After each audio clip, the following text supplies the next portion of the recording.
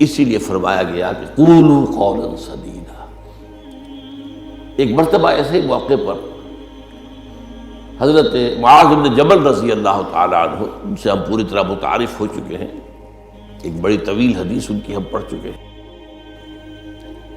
ان کے سامنے یہی بات آئی تو انہوں نے حیرت سے کہا کہ حضور، کیا جو کچھ ہم باتیں کرتے رہتے ہیں اس پر بھی ہمارا مواخذہ ہوگا؟ فرمایا شغلت کا امک ہے معاذ، یہ بڑے پیار بھرے انداز کی بات ہوتی ہے، اے معاذ تمہیں تمہاری ماں روئے، یہ وہاں کا محاورہ تھا جو بہت ہی اپنائیت والی بات ہوگی، اس میں ملامت کا ایک انداز۔ میں تو سمجھتا تھا کہ تم بہت دین کا فہم رکھنے والے ہو۔ اس کے بعد آپ نے فرمایا لوگوں کو جہنم میں منہ کے بل گرانے والی چیز سب سے زیادہ زبان کی کھیتیاں ہیں، حصائد السنتکم، زبان سے جو لفظ نکلتا ہے وہ ایک بیج بن کر آخرت کی سرزمین میں بویا جاتا ہے۔ اب اگر برا ہے تو کانٹے دار پودا اس سے نکلے گا، جھاڑ جھکاڑ، اور یہ تمہیں جا کر پھر کاٹنا ہوگا قیامت کے اندر۔ حصائد اس کو کہتے ہیں کھیتی کا کاٹنا نہیں ہوتا، حب الحصید۔ دو قسم کی نباتات زمین پر ہیں، ایک تو وہ جو پودا اور درخت موجود رہتا ہے، پھل آپ اتار لیتے ہیں، اگلے سال پھر پھل آ گیا، پودا وہی کا وہی ہے، اور ایک وہ فصل ہوتی ہے گندم کی ہے، چاول کی ہے، گنے کی، وہ آپ نے کاٹ لی، اس کو کہتے ہیں حصید۔ حصائد السنتکم، تمہارے زبانوں کی بوئی ہوئی جو کھیتیاں ہیں، سب سے بڑھ کر جہنم میں گرانے والی شے وہ ہے۔ اسی میں بلکہ ایک ذرا اور حدیث بھی ہے، ذرا اس میں حیا کا پہلو مانے ہوتا ہے بیان کرنے میں، لیکن حدیث نبوی ہے، حکمت کا بہت بڑا خزانہ ہے۔ آپ نے فرمایا مسلمانوں مجھے تم دو باتوں کی ضمانت دے دو کہ تمہارے دو عضو جو بہت ہی چھوٹے چھوٹے سے، ان کا غلط استعمال نہیں ہوگا، جنت کی ضمانت میں دیتا ہوں۔ اب دیکھیے کوئی 2 من وزن ہے، 1.5 من ہے، 2 من سے بھی زائد ہے، اب اس میں 2 عضو ہیں، ایک زبان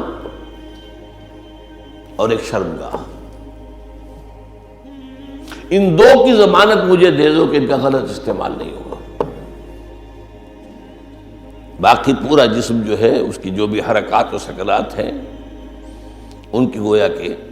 میں ضمانت دیتا ہوں کہ اول تو وہ ٹھیک ہی ہو جائیں گے، وہ غلط کام کریں گے نہیں۔ جیسے کہ ابھی آیت میں ہم نے دیکھا یا ایھا الذین آمنوا اتقوا اللہ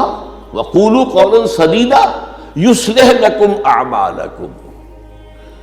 یہ کلام جو ہے شرطیہ ہے، اگر تم یہ کرو گے تو اللہ تعالیٰ تمہارے سارے اعمال درست کر دے گا،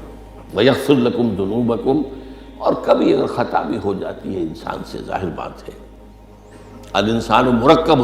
من النسیان والخطا، تو اللہ معاف کر دے گا۔ یہ فلسفہ ہے دین کا۔ آپ کا رخ جو ہے سیدھا ہے، آپ صراط مستقیم پر چل رہے ہیں، یہ چلنے میں کہیں پاؤں پھسل گیا، گر گئے، پھر فوراً اٹھے پھر چلے تو اللہ معاف فرماتا ہے ان چیزوں کو۔ لیکن زندگی کا رخ ہی ٹیڑھا ہو گیا، اب تو معاملہ بالکل برعکس ہو گیا، اب تو جو قدم اٹھ رہا ہے وہ غلط رخ پر جا رہے ہیں، جتنا آگے بڑھیں گے صراط مستقیم سے اتنا ہی دور ہوتے جائیں گے۔ رخ سیدھا رہے، اللہ کے احکام اور اس کے رسول کی سنت، اس پر رخ پہ آدمی چل رہا ہے۔ جو اللہ چاہتا ہے، عبادت رب، شہادت علی الناس اور اقامت دین کی جد و جہد، اس میں انسان لگا ہوا۔ اب خطا ہو گئی، غلطی ہو گئی، لغزش ہو گئی، کیونکہ مجھے یاد ہے آج تک اپنا ایک واقعہ میڈیکل کالج کے 5th ایئر کا، تھوڑا دیر ہو گئی تھی، فرسٹ لیکچر ہمارا ہوتا تھا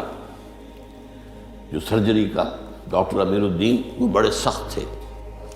5 منٹ کی مہلت دیا کرتے تھے، اس کے بعد دروازے بند، اس کے بعد آپ آئیں گے تو پھر آپ داخل نہیں ہو سکتے۔ تو میں تیز چل رہا تھا، بارش ہوئی تھی، سائیکل پر تھا، سائیکل پھسلی میں گرا، گرتے ہی بجلی کے مانند اٹھا مجھے آج بھی یاد ہے کہ میں حیران ہوا کہ میں جب اٹھ چکا تھا تو مجھے معلوم ہوا کہ میں گرا تھا۔ یہ ایک کیفیت ہوتی ہے کہ آدمی جو ہے، ایک یہ ہے کہ گرا ہے تو پڑا ہے وہاں پر، تو ایک تو یہ ہے کہ گناہ کے اوپر ڈیرا لگا لیا جائے، ایک یہ ہے کہ گناہ ہو گئے فوراً اٹھے،